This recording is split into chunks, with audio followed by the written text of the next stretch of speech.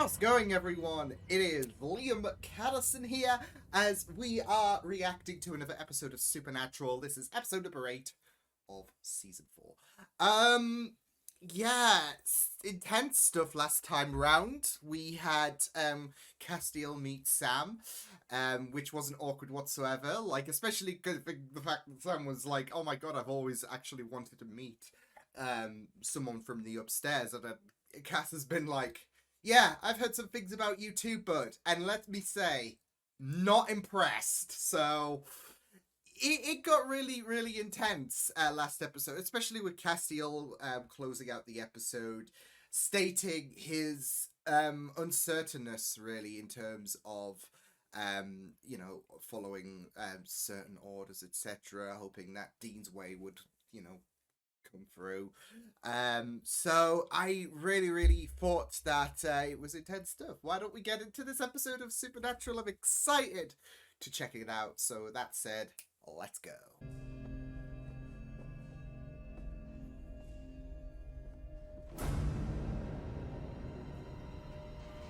Maybe gravity is not a thing in this room.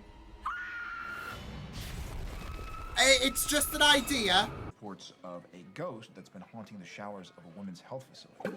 The victim claims the ghost threw her down a flight of stairs. I can see you're very interested. Women, showers. We gotta save these people. He was just like, you had me at shower. The title is Supernatural. Yeah, I've been crossing the country gathering stories like yours. But anyways, you were telling me about your encounter. What? To that fourth wall? Well, once I saw the apparition, I think you should make it into a show. Wait.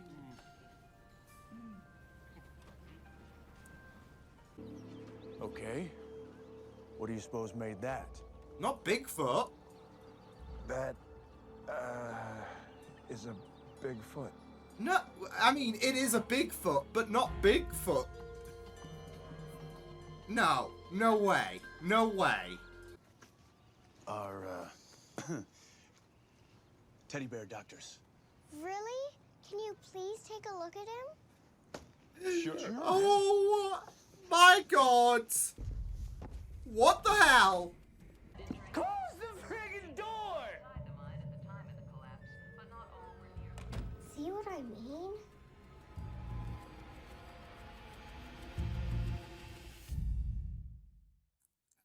All I ever wanted was a teddy, which was big, real, and talked. But now he's sad all the time. Not ouch sad, but ouch in the head sad. Says weird stuff and smells like the bus. Audrey, give us a second, okay? Okay. Are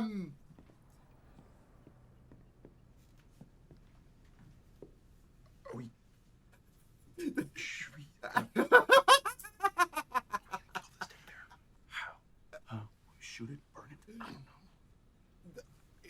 I don't even have an answer for this. I know what I'm wishing. Somebody order a foot-long Italian with jalapeno. Of course, Dean. That'd be me. Of course. Something food-related. It had to happen. I think it works, dude. I was pretty specific. The teddy bear, the sandwich. I'm guessing this. Yeah. I'm guessing that. Pet Well, that's Rainy. definitely good. Well, I am certainly not going to eat the inside food here. Oh no, that's brutal. Health department. You dickhead. We have to shut this place down under emergency hazard code 56C. Rats? Yeah.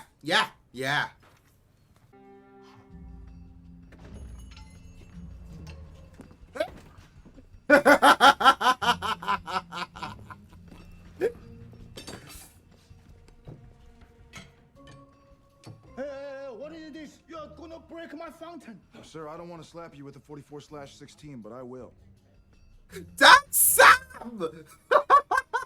Dean, All right, this thanks. episode's just surprising Dean in all areas.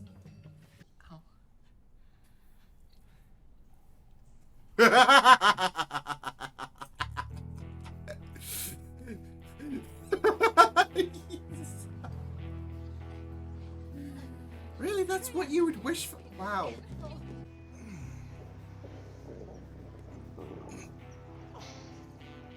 Careful what you wish for. Oh no. Oh no, Dean. Oh, poor Dean. You all right? The wishes turn bad, Sam. Wishes turn very bad.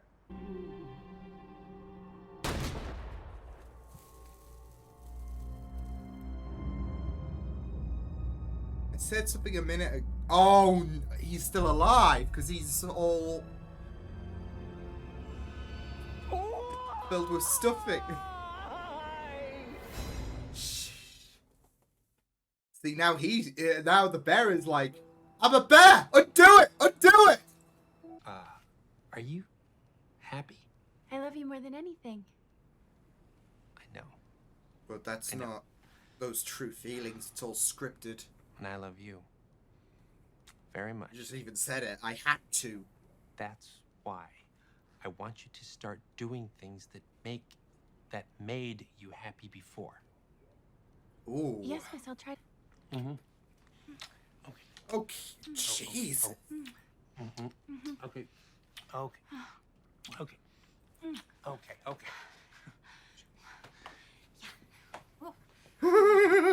Dean's beautiful. Wes, we know. So tell us the truth. Yeah. I know Joxer when he's covering shit up. We really wish you'd come with us.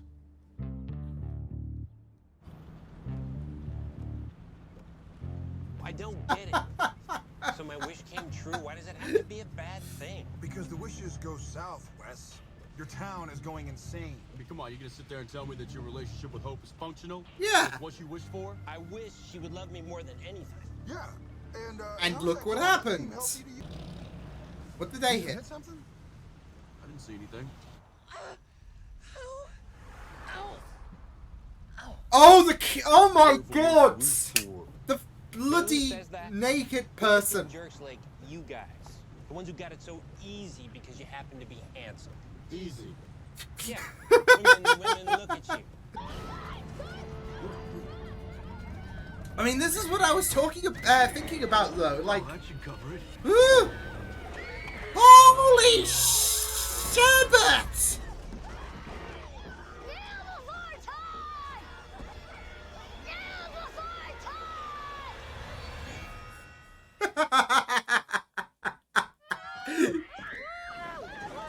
Kneel before. Oh my god. They're mean little jerks, huh? But they're not superhuman, like you. You see, with great power comes great responsibility. Oh!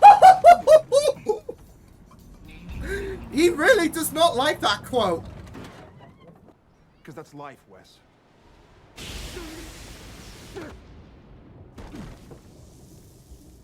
Holy! Did he just? Oh my God! More than me. More than life. Wes, don't hate me.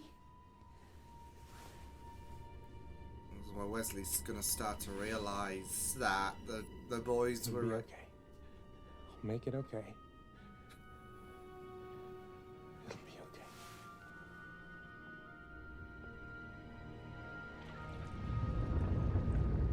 There you go.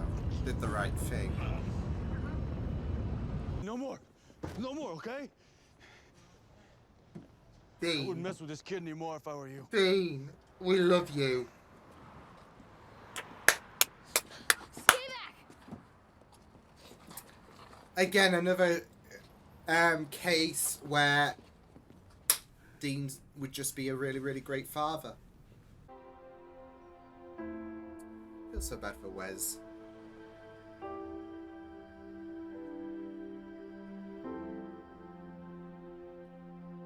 Ah.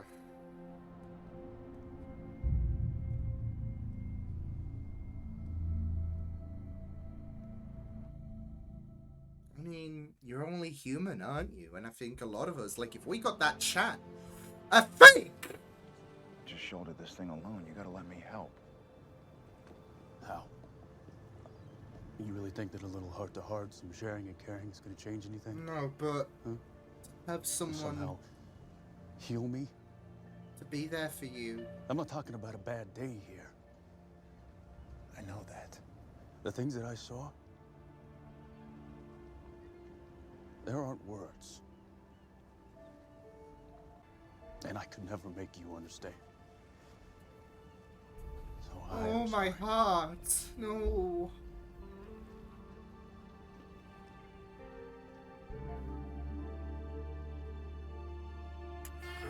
Wow.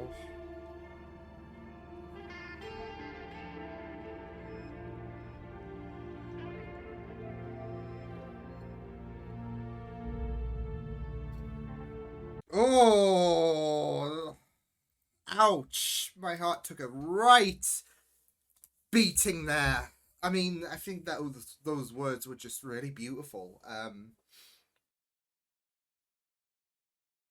It was just really, really sad for Dean to confess that he just, yeah. And can we really blame him for um can we really blame him for not being able to convey his feelings? I mean, I get it. I do get it. I mean, obviously, I can't say I understand Dean's experience, but it is just so. There is, of course, you remembering and how much that hurts, how much that haunts you every single night, as we are seeing with Dean. And there is, like, you just don't want, like, even if you have Sam there, you just couldn't, no, you just wouldn't be able to want to reflect on those days or, like, express the pain, really, because it is just a very, very devastating experience to reflect on. So yeah, there's you know, there is no blame on Dean whatsoever for not for for lying and not wanting to relive it.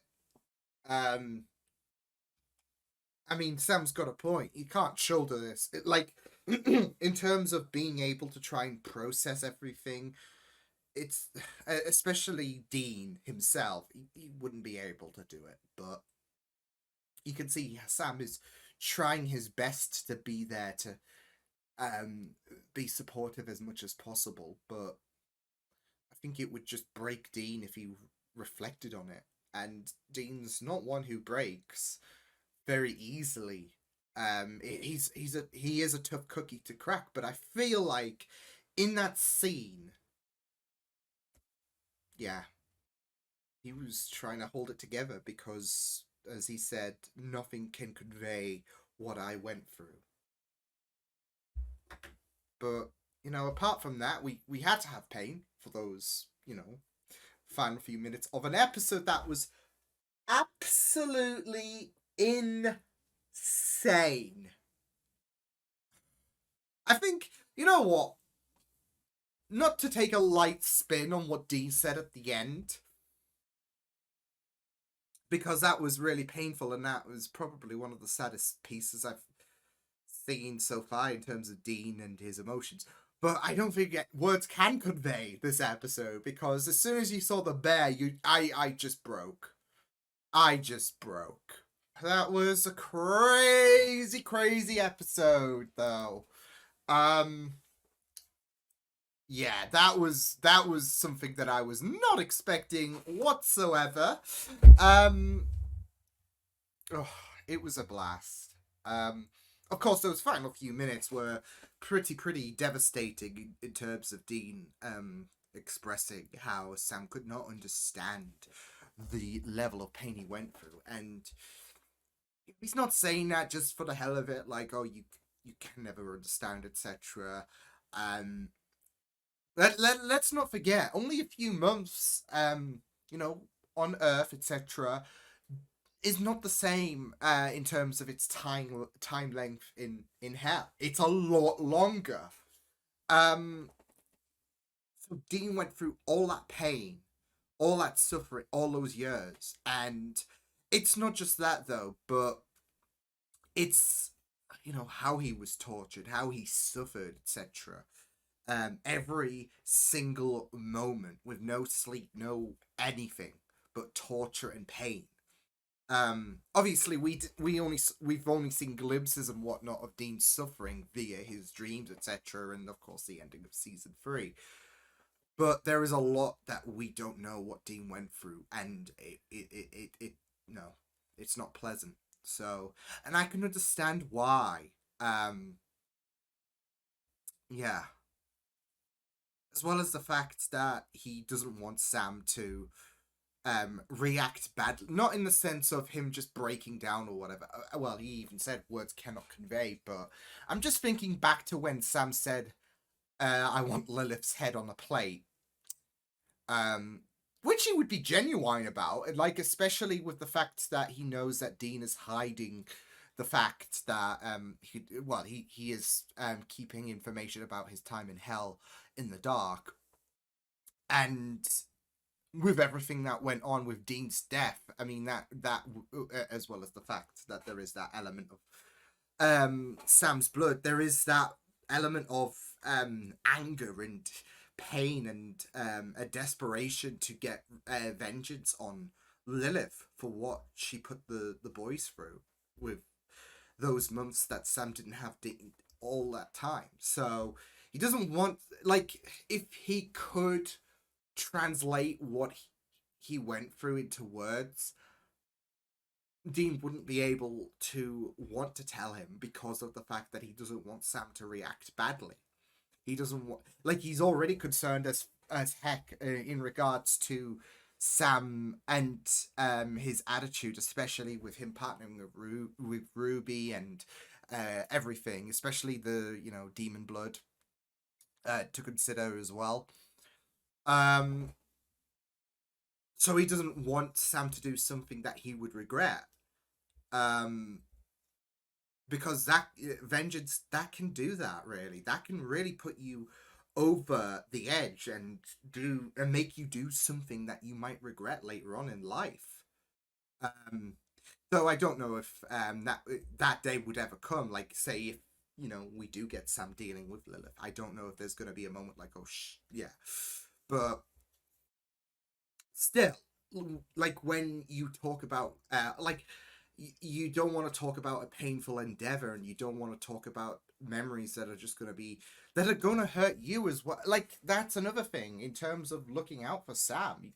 You're not going to want to hurt him. You don't want to and this is Dean in a nutshell. He is very, very like he won't willingly be emotional or say what's on his mind. He is pretty prone to putting those walls up as far as the eye can see, and not bringing them down really, unless and this was a moment he had to, because he was emotional, he was vulnerable here, you could see it on his face, and he was saying, I'm not trying to keep information from you because I literally cannot go through that pain of telling you, and not just that, but you being hurt by that, because he knows that Sam cares for him so much. So he's going to be pained if he has it, like, especially with his experiences. He doesn't want to echo that to Sam. He's not like that. He can't. It hurts him thinking about what he went through, and it would hurt him further if he hurt Sam with this information that this happened. It was I was thinking, I'm betting Dean's gonna say something like, I wouldn't wish that on anyone, etc. So because we can only imagine what hell is like, and there is this idea of the worst things tenfold to go through, and so and it's very, very understandable just for Dean's mentality. I obviously we're this is not the last we're gonna be down this road in terms of Dean's experience with hell. There will be a way that we're gonna confront the nature of what Dean went through. Um, but this was a really big step in terms of Dean being like having to tell Sam, I just cannot go through that, and I don't even know how to describe it because, yeah, the things that I went through is just like no one can fathom what I went through. Which he's got a point. All that time, um, pain, just everything. You just cannot fathom the experiences of hell. So yeah, but I did feel so bad for like I definitely I don't know. I think it was just something about Jensen's acting that really got you thinking about well, just thinking about how incredible that scene was acted out in terms of the emotions and just wanting to give him a hug like um you could really absorb that trauma that he is still contending with to this day. I mean, you even had that moment where Sam saw his, I guess, poker face drop, and he was like, I've been watching you, you're having bad dreams, you're drinking. um and it's understandable Sam and I think Dean can recognize that Sam was trying to look out for his brother. um he cares for him so much, and he just wants to make he wants Dean to understand, I want to be there for you. But and hopefully Sam can understand why Dean is not revealing certain information in regard to his time with hell. And I mean, I don't know how long it's been from this episode to episode 1, but again, like I said, time in hell is like Dean has spent longer in hell than he has on Earth alive, because that's how that's the nightmare about spending time on Earth and spending time in hell. It is a lot longer than the time difference. It's immense. Um, so it is still pretty recent for him, but again, just going through what you went through in hell, it's not something that you can really process, I guess. It's a lot to take in, and it's a lot that Dean went through. And when that moment does come, when we're going to get further into the details of Dean's time in hell, it's going to be painful for us as the viewer. Obviously, it's going to be painful in the universe, but for us, the viewer, it's going to be painful because um, I think that's when we're going to see Dean at his most vulnerable. Um, and I'm not ready for it, so I'm gonna have fun with that one. Um, but yeah, this episode was crazy, crazy. I mean, if I'm just trying, like, I'm trying to process the mindset I went through, like, especially in the first 10 minutes. I mean, obviously you had the ghost and you had the peeping Tom, and then someone was commenting about Bigfoot, and I'm like, no way, no, they're not doing that. And then it just got weirder because of the fact that the bear was sentient, and not just that, that when it went to kill itself, and I was thinking it's not going to work though, is it, because of all of the stuffing and all of that. So I was just thinking, what cruel god would allow this? Because yeah, it was crazy. It was freaking crazy of an episode. And then you obviously had Todd, who was insanely powered. I gotta say, that moment where Dean was like, even when the effects wore off, where Dean convinced those bullies to lay off, that really got my heart, and that's because we've seen Dean being great with kids before. It's a trait for him where he's great with kids. And that was another shining example. Like, even though he just got leveled 2 minutes ago. Yeah, so man. And then obviously Wesley came into fruition. So I really like the fact that, Wesley really, I wouldn't say he was antagonistic whatsoever, in terms of, the chaos that was happening. I mean, yeah, there were, side effects to people's wishes coming true, but it wasn't fatal or whatever. And when he saw Sam got struck by lightning, so Sam died, right? Yeah.